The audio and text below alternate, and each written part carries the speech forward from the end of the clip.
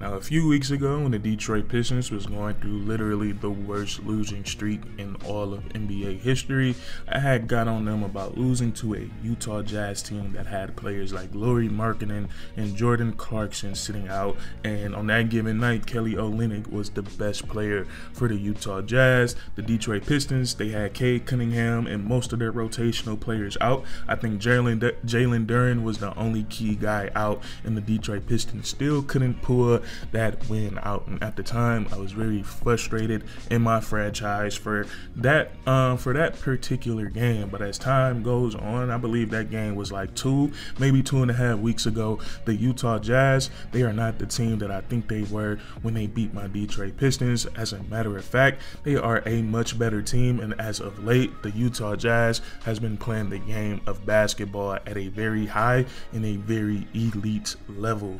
And there was a point in time this season where the Utah Jazz, they had a record of 7-16. They were sitting at the bottom of the Western Conference. So when they have guys like Lauri Markkanen and Jordan Clarkson sitting out for the night, I expect my team to be able to get it done, especially on our home court with the crazy losing streak going on. But nonetheless, I promise we are off of that for now, and we're only talking about solely the Utah Jazz. The Utah Jazz have really cranked things up over their last handful of games. We look at the Utah Jazz over their last 15 games. They have a record of 11-4. Over their last 10 games, they have a record of 8-2. They are currently on a 3-game winning streak, and what makes this winning streak so impressive is that they're beating top-tier NBA teams, and they're doing it repeatedly. We look at their last stretch of games. They've beaten the Denver Nuggets, and the Denver Nuggets, they had no injuries. They had no rotational players out. Jamal Murray was out there. Nikola Jokic was out there. And what was so impressive about that game, we seen the Denver Nuggets, they come back out and they counterpunch the Utah Jazz, and they went on their own runs. And the Utah Jazz, as young as of a team as they are, they was able to withstand that punch and still win the quote-unquote boxing match against the Denver Nuggets. They've also beaten the Philadelphia 76ers on the road. They've beaten the Dallas Mavericks, the Miami Heat, and the New York Knicks. Those are all playoff teams, and not only that, those are teams that have championship aspirations, and the Utah Jazz have been able to knock these things off. And I know some people might say that these are just regular season wins, but I don't know, in case the people who do bring that up haven't noticed, the NBA is so competitive nowadays, and with the play-in tournament, every single regular season game means so much, especially when you look out in the Western Conference, how every team is so close to each other. And now the Utah Jazz, with their great play of late,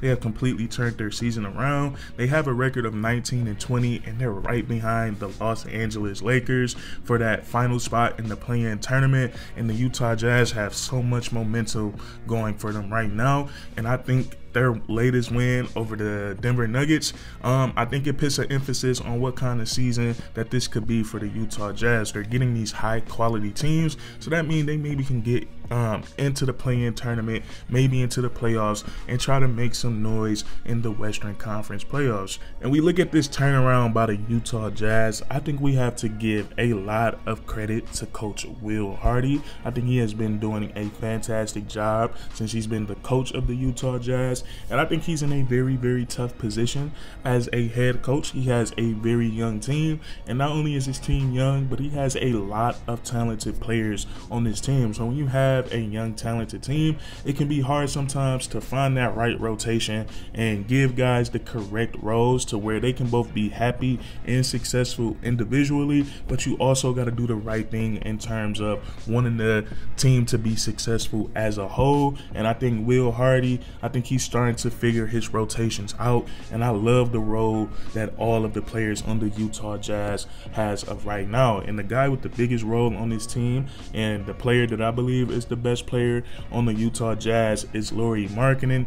The Utah Jazz have been able to get him back out on the court healthy consistently in that starting five, and whenever the Utah Jazz have him out there, they feel like they can win any ball game. And I think people sometimes fails to to realize how good Lauri Markkanen is. Last season, just a year ago, he was an all-star starter with all of these talented players in the NBA. And this year, he's having another all-star caliber season for the Utah Jazz, averaging almost 24 points per game to go along with 9 rebounds. And he's been ultra efficient, 48% from the field, 38% from the three-point line, and 86% from the free throw line. And you gotta love Lauri Markkanen's game. I love the versatility and all the different ways he can be utilized. No pause on that. I love his versatility and all the ways that he can be utilized. When I look at Lauri Markkanen, he's 7 feet tall. He can handle the basketball. He can score from all 3 levels. And I don't think we realize how crazy it is that he's 7 feet tall. He has a very, very decent handle on the ball, and he can shoot pull-up threes and three-point shots off of the dribble. He's really good in the mid-range game. He's a great finisher around the rim, and he has a back-to-the-basket game in that mid-post, low-post area. And what takes Lauri Markkanen to another level, and this is where we're talking about him being utilized, he does a great job of playing off the ball. He can spot up. He's one of the best three-point shooters in all of the NBA. And then when you can put him in that two-man game, it makes it very, very tricky to stop this Utah Jazz offense, because you have to worry about that ball handler getting free off of a screen, and then you have to worry about a very dangerous man in the roll man and Lauri Markkanen, who can beat you so many different ways coming off that screen as the roll man. He can catch the ball on the short roll. He can knock down the mid-range jumper. He can put the ball on the floor,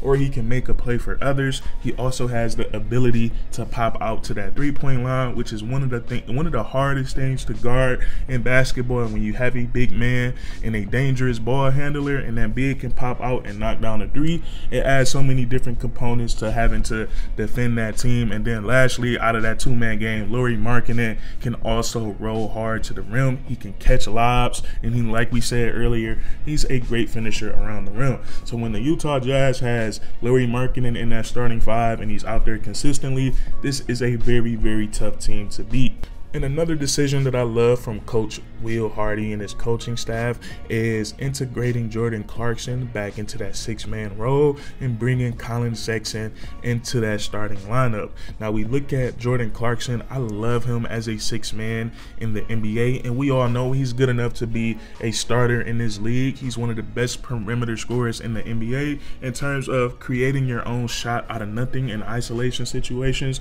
and also running the 2-man game. Jordan Clarkson knows how to score the basketball. But when you move him to that second unit, now you have him facing the 6th, 7th, 8th, 9th, 10th, sometimes 11th best players on the opposing teams. Now he's getting a lot of easier looks, and also is getting easier looks for the second unit guys for the Utah Jazz. And since he's been coming off the bench, we've seen some high production games from Jordan Clarkson. On New Year's Day, January 1st, we saw him get a triple-double off the bench in a win against the Dallas Mavericks. So whenever you have someone on your bench that's getting triple-doubles and they can put up 20, 25, 30 points, that's a great thing, and is definitely going to contribute to winning. And then we look at the other side of it.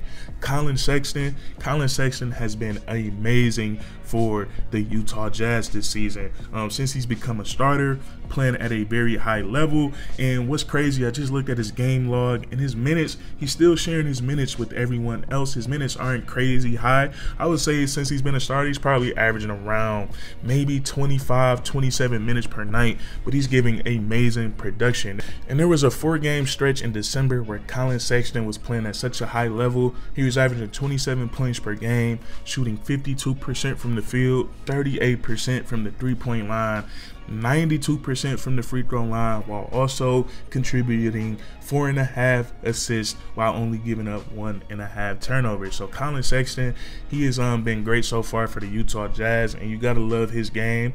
He's a 6'2" guard, but he plays like he's 6'8". He's very tenacious on both sides of the ball. My favorite ability of Collin Sexton is his ability to get to one end of the court to the other with the basketball in his hands. When he's grabbing rebounds, he He's a real threat to go coast to coast. He has great ball control, great body control, and then you just gotta love the energy that he plays with. It energizes the home crowd, it energizes his teammates and his coaching staff, and I think he has been great for the Utah Jazz. And then we look at some of the other players on this team. I think the Utah Jazz are just getting outstanding play from their role players. Like one of my favorite players, he played on the Detroit Pistons, Kelly Olynyk, and it's crazy. I was getting on the Pistons for losing to the Utah Jazz when they had Kelly Olynyk as their best player for that night, but I actually love the game of Kelly Olynyk. He is a great playmaker. He is a great passer. He can knock down the three-point shot, and he just knows, and it's just obvious that he knows how to play the game of basketball. Chris Dunn, who's also been playing a lot more minutes for the Utah Jazz, it looks like he's placing THT in that rotation, but his energy on the defensive side of the ball has been amazing, getting steals and putting constant pressure on opposing teams' ball handlers. He has been doing a great job of that. We look at Keontae George, who doesn't have that stress of having to be the offensive engine for the Utah Jazz. He's kind of just learning. He's had his moments this season where he's made big time shots, where he's had big time plays and big time games for the Utah Jazz and contributed to them winning. And then you also still have Walker Kessler, who sometimes starts, sometimes comes off the bench. He does a great job rebounding the basketball, finishing around the rim, blocking shots. So this Utah Jazz team, man, and I'll be honest with you guys, these guys have definitely made me a believer. They've made me do my homework, because I do like to sports bet sometimes, and there's been a few times where the Utah Jazz have been like heavy. They've been heavy underdogs, and they've proved everybody wrong. And I'm not gonna lie, they've taken some of my money. So I know about the Utah Jazz, and I think they're the scariest when they're at home. I don't know what it is about that home crowd, but the energy in there, the way they play when they're at home, it's really, really crazy. But that's what I wanted to talk about with you guys today. The Utah Jazz have been playing very, very quiet. I mean, they've been playing very, very great, and they're doing it quietly and under the radar, which makes it even a little bit more scarier. But this team is legit. They're playing at a high level. They're beating NBA champions. They're beating teams with championship aspirations. So it's going to be very, very very interesting to see how they handle their next stretch of games, because it could put them in a position to be in the Western Conference playoffs in April. But if you guys enjoyed, please leave a like, comment down below if you agree or disagree, and then subscribe for more weekly content. We do this all the time, man, and that's curtains.